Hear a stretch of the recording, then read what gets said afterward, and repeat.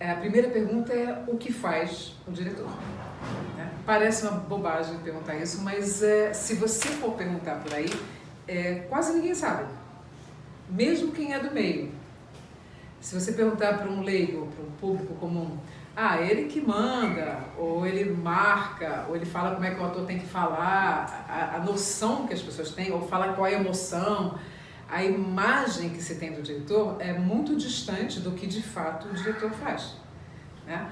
E como a gente tem grandes diretores, lógico, respeito muito todos eles, mas temos também pessoas que não estão preparadas para dirigir e agem só intuitivamente. Então, fica muito confuso exatamente o que o diretor faz e como deve fazer, o que ele tem que fazer. Né? Então, acaba que essa função, ninguém entende muito bem o que é. E às vezes o cara que vai dirigir também ele não sabe muito por onde começar. Normalmente, às vezes é um ator que depois de alguns anos resolve dirigir, ou tem vontade de dirigir, o que é um caminho até natural. Né? Mas, na verdade, ajuda muito o fato, a experiência no teatro, ter sido ator, tudo, mas não basta. Né? Você tem que ter um controle, um conhecimento maior do funcionamento do todo. Né? A primeira coisa é o texto. Né? O texto que você vai dirigir. Por que você vai montar esse texto? Ele é só porque você gosta? Gostar é fundamental, é importantíssimo. Até porque você vai ficar meses convivendo com aquele texto e tem uma hora que você vai enjoar da cara dele. Não pode. Então, o ideal é que você goste muito. Só que você tem que saber qual é o conteúdo, qual é o tema dentro daquele texto, dentro dos possíveis temas que estão contidos naquele texto que te interessa. Muitas vezes isso é um processo que começa intuitivo, é natural, não precisa, não é um erro, né? Mas depois é importante que você comece a compreender o porquê que você gostou, qual o tema que existe lá dentro que te interessa, por que você acha que existe uma conexão desse tema com o hoje, com as pessoas que vão assistir, com o público, com a cidade, com o país, né? Qual o tema que te atraiu tanto que você tem que ressaltar ele durante o texto. Qualquer peça boa, né, com um nível bacana, rico de complexidade, traz mais de uma possibilidade. Então você vai eleger o que te interessa mais. Não é que não possa ter outros aspectos acontecendo, não, mas ali tem que ter uma coisa que é o primeiro plano. Né? Mais uma vez, eu sempre falo do Hamlet, mas eu acho que fica mais fácil para exemplificar com uma única peça tudo. Né? Ali a gente tem o drama existencial do personagem principal e a gente tem também um plano político que fala de poder e a gente tem a questão também da ambição em cima destruindo as relações humanas. Né? Tem muita coisa, assim, se você for ler tem 1000 possibilidades que você pode concluir dali.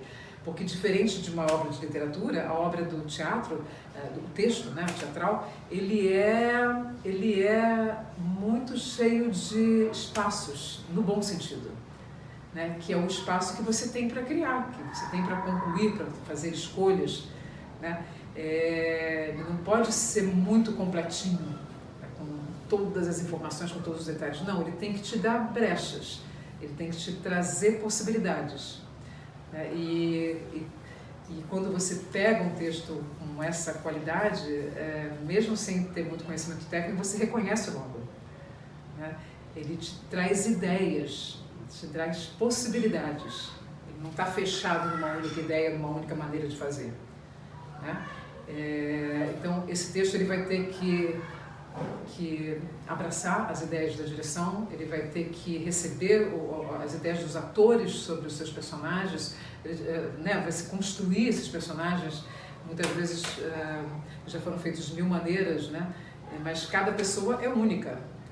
Então, essa pessoa que é única, ela vai estar com o personagem pela primeira vez e essa junção, né, da sua personalidade, da sua visão, tudo, com esse personagem, vai trazer alguém também original. né? Então, o bonito do teatro é esse espaço que ele tem para vários criadores interferirem. É muito interessante isso, né? Quando você começa a perceber isso, é encantador, né? Então, a escolha do texto, a escolha do tema que você vai priorizar nesse texto é uma função do diretor, né? E aí vem também, lógico, naturalmente, a escolha do elenco, que tem que ser de acordo com o que você imagina também.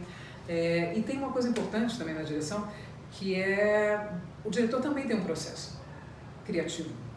Ele não está pronto no primeiro dia, assim como os atores, né? E muitas vezes os atores pedem do diretor que saiba tudo, que responda tudo. E, na verdade, o diretor também tem o direito de ter um processo criativo. Ele também está descobrindo, ele também está pensando sobre, ele também está olhando o ator, o que o ator traz para ele. Ele também está chegando a conclusões, ele também dorme pensando numa coisa, acorda com uma ideia genial. Às vezes não é tão genial, mas pelo menos a sensação é essa. E também esse fluxo de ideias também, tanto dos atores quanto da direção, é muito importante, porque as primeiras ideias às vezes são óbvias, às vezes não são as mais interessantes, mas são importantes, porque elas contribuem para que esse fluxo aconteça, né? Para que você chegue às vezes numa ideia diferente. Às vezes, no momento em que você não sabe nada sobre uma cena, ou sobre um papel, ou sobre uma fala, e você fica chateado porque não consegue descobrir a solução para aquilo ou a melhor maneira, às vezes ali está contida a ideia mais interessante, porque é menos óbvia, por isso você teve mais dificuldade. Mas, no entanto, quando você chega na continuidade do processo, você acaba descobrindo as ideias mais interessantes. Então, qualquer problema é bem-vindo, né? Qualquer dificuldade é uma dificuldade interessante. Opa, aqui tem uma coisa legal, vamos lá. Né? Não tem que se preocupar, né? Saber tudo é muito chato, porque significa que você já fechou sua ideia, fechou no mais raso, né? Com ansiedade às vezes de fechar uma ideia, de descobrir, de fechar. Você tem que ter a tranquilidade de falar para o seu ator, vamos esperar, vamos descobrir, calma, eu também não sei, né? Isso transmite segurança, mesmo você dizendo que não sabe, isso transmite uma segurança para os atores. Uma coisa que eu acho bem bacana de pensar sobre direção é sobre a sua personalidade também. É uma coisa que eu acho que tem aquele estereótipo, né, de diretor que grita, que te obriga a fazer as coisas, vamos lá, né? Mas a sua personalidade às vezes é assim, vamos dizer, tem alguém que seja muito tímido, muito delicado e que, no entanto, tem um desejo de dirigir. Esse cara pode, porque ele vai usar dentro da personalidade dele o que ele tem de encantador, que às vezes é a delicadeza, que às vezes é a sutileza, às vezes é o fala baixo, ou a intimidade com o ator, mas às vezes tem aquele outro cara que também se lança, é criativo, tem ideias geniais, às vezes não nada bem acabadas, mas não importa, o cara está se soltando, e que entusiasma os atores. A gente pode ter um diretor mais organizado, com mais controle e que testa as ideias, que tem mais limpeza no que faz. Tudo isso é interessante. Então você não tem que criar uma personalidade para você poder dirigir. Não, você tem que usar seus recursos de personalidade, porque você está lidando com um monte de gente, né? E um monte de gente espera coisas de você, mas você tem que ficar tranquilo e ser você mesmo. Então, isso eu acho um conselho que eu daria, assim, para começar.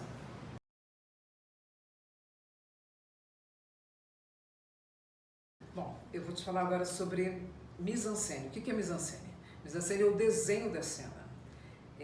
O que a gente consegue comunicar independente dos atores, né? É como você posiciona os atores em cena, como você posiciona eles no palco, como você usa as linhas do palco. Vamos dizer que o palco seja italiano. A gente tem vários tipos de palco, né? Tem italiano, tem o arena, semi-arena. Vamos ao italiano, que é o mais clássico. Eu posso posicionar um ator numa boca de cena, bem próximo à plateia, e eu posso estar posicionando ele numa diagonal, o outro ator, numa diagonal, no fundo da cena.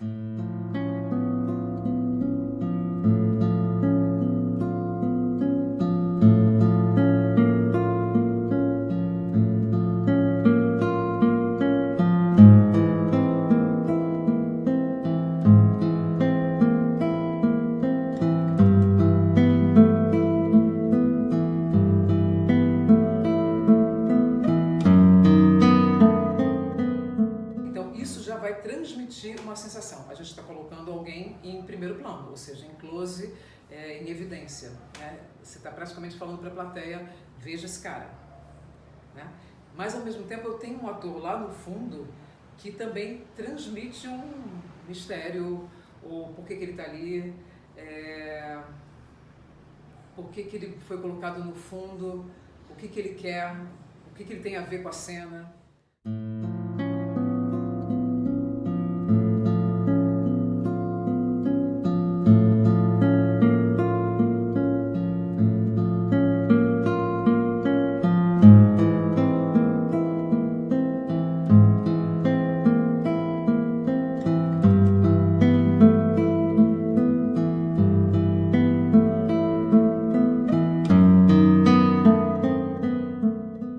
São coisas que naturalmente você induz a plateia a fazer. Então, o desenho que você usa em cada cena é uma escultura, é como artes plásticas também. Quando você vê um quadro, por exemplo, o quadro não tem nenhuma palavra, não tem nenhuma explicação, mas o que está desenhado ali, o que está pintado, a disposição entre as pessoas ou entre os objetos, tudo isso transmite uma ideia.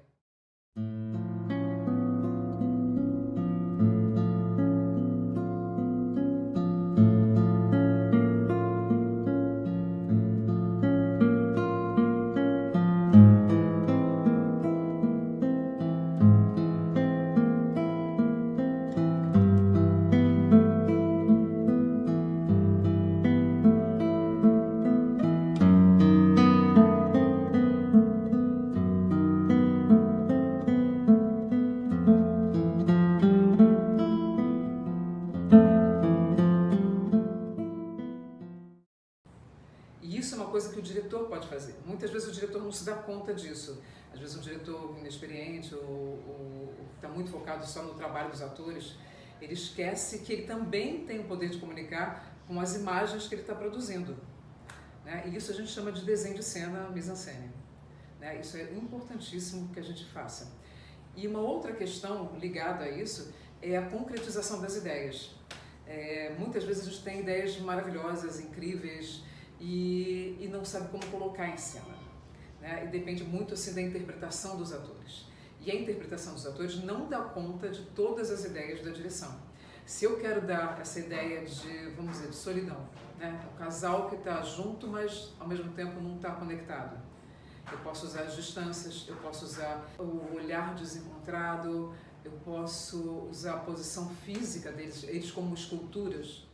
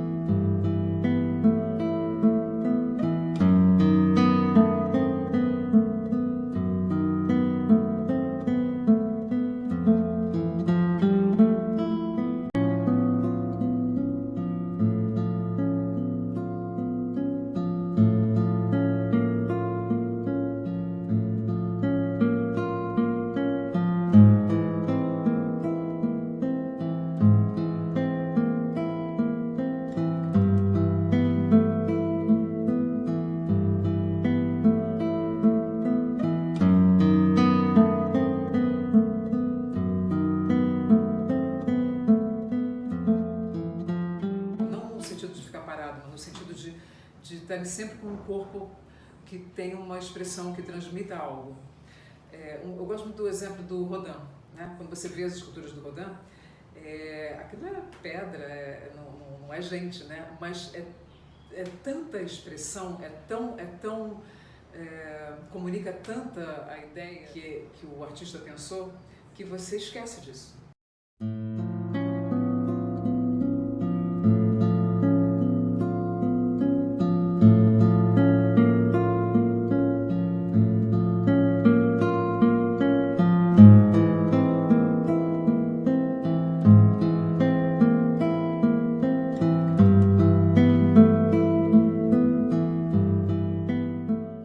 Você simplesmente embarca e é atingido totalmente pela sensação que aquela postura, né? Aquelas posturas, aquela imagem, né, daqueles corpos transmitem para a gente.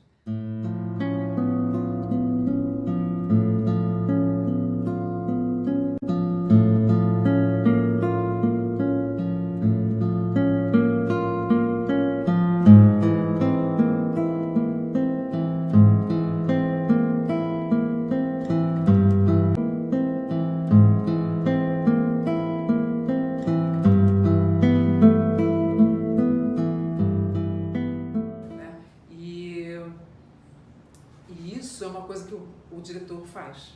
É mais uma coisa que o diretor faz. Ele tem o controle sobre o que vai ser visto e sobre o que a plateia tem que prestar atenção. Né? Quando você dirige uma cena tudo muito próximo, por exemplo, eu estou dirigindo, deixa eu ver, uma peça do Plínio Marcos, que estamos todos numa cela lotada, né? Eu não tenho uma cela mínima e não estou num palco pequeno, eu estou construindo essa sensação de coisa muito claustrofóbica, de muita gente, de muita proximidade física, do desconforto de estar perto do outro corpo, do calor que aquilo produz, né? Isso tudo, o ator sozinho, ele não dá conta de fazer. Você tem que construir essa imagem, você tem que construir esse quadro. Lógico, é um quadro que está em movimento, então o tempo todo você mantém um movimento bonito, o tempo todo você mantém uma imagem significativa, uma imagem que está transmitindo algo além do que os atores também estão fazendo e sentindo e produzindo como ideia. Então é fundamental que você pense nisso, que você... porque tem gente que acha que o diretor tem que marcar. Marcar é uma coisa, e o desenho da cena é outra. O desenho de cena é uma marcação com significado, é uma marcação com arte, com comunicação. Então, o grande diretor, ele se diferencia muito nisso. Né? Ele não marca só, tipo, não, você andou para cá, agora anda para lá. Né? Você está em pé, então você senta. Andou, você anda para cá e o outro anda para lá. Tem diretor que raciocina só assim. Não é que isso esteja errado, você está buscando um equilíbrio, você está buscando um movimento e tal.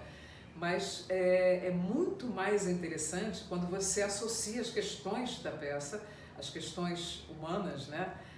Os temas da peça, com essas imagens que você está produzindo. É muito mais rico, né? Você vai além disso.